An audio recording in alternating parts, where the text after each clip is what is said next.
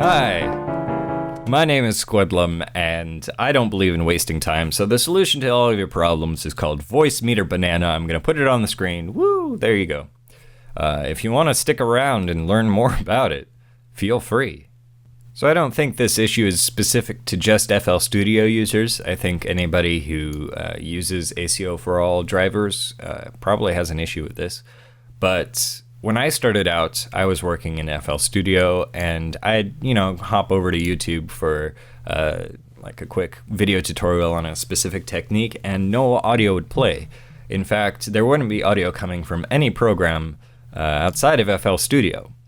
If I wanted to listen to the audio coming from YouTube, I'd have to close FL Studio, close Chrome, open Chrome again, and then it would work.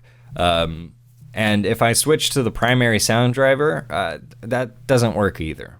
Switching to the primary sound driver wouldn't work because Windows 10 and whatever audio driver, whatever sound driver your computer comes with probably isn't the best for music making. It probably adds a ton of latency to your signal. It probably colors your mix so it's not coming out the exact way that it should be. ASIO4ALL circumvents that by, from my understanding, sort of seizing the audio before any other sound driver can, and then sending it directly out to your audio hardware. Don't quote me on that. But it's a problem, and I had to find a way to fix that problem, which is, it took a long time, and I just want to share it with you so that you don't have to take as much time as I took finding the answer to my issue. Enter Voicemeeter Banana, my savior and also yours. It's the first link right here when you search Voicemeeter Banana. That's 2 E's. And this is donationware, and I'll say that it's one of the few donationware programs I've actually paid for. I paid like the full price that I would pay for a program like this because after a couple of years of using it, I was like, this is beautiful, beautiful stuff. So I'd highly recommend that you donate too, because these people, out of the goodwill of their hearts, offer it for free. You can download it right here. So this is what Voicemeeter looks like right here. This is also what Voicemeeter looks like, but to avoid confusion, we'll just close out of this Voicemeeter. Yeah, you have 3 main sections. You have your inputs, hardware inputs, virtual inputs, and your master section, which is actually made up of 2 subsections. Your hardware inputs are for microphones and instruments. You can choose which outputs they go to. You can have some effects on there too. You have your virtual inputs. This is where programs will send their audio, and you have your primary virtual input and a secondary auxiliary input, which is what's important about this whole thing and how I solved my problem. A little bit of foreshadowing for you. This is the master section. There's 2 sections for that. There's a physical, which are the A1, A2, and A3 outputs. These are for like speakers, physical audio hardware that you can then choose up here. So like I have my audio interface, but also my speakers. So that's pretty cool. And this is useful if you have like 2 different speaker setups, like a 5.1 surround system and a 2.1 studio monitoring system. I don't know your life.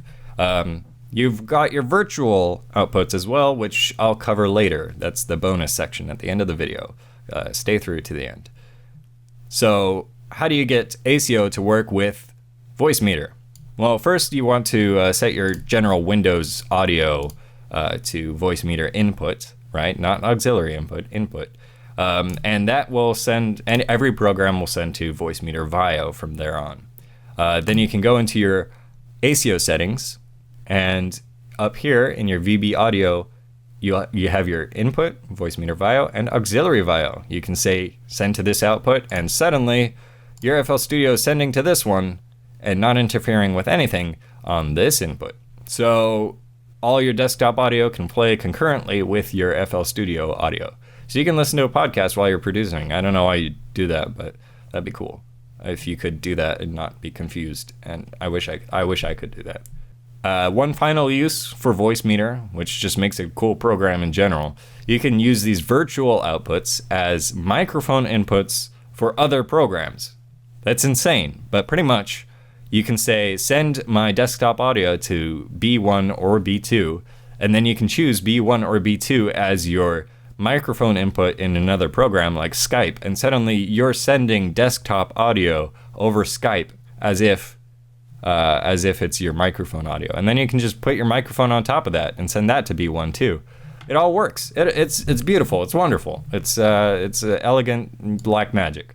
Yeah. You might also be wondering, how did I fix my marriage? Well, I lied. I don't have one. But I do know that the secret to a successful relationship is communication and self-reflection. With that knowledge, go about your days happy, carefree, and also without needing to close FL Studio and then close Chrome and then open Chrome again so you can watch a video and then open FL Studio again to keep working.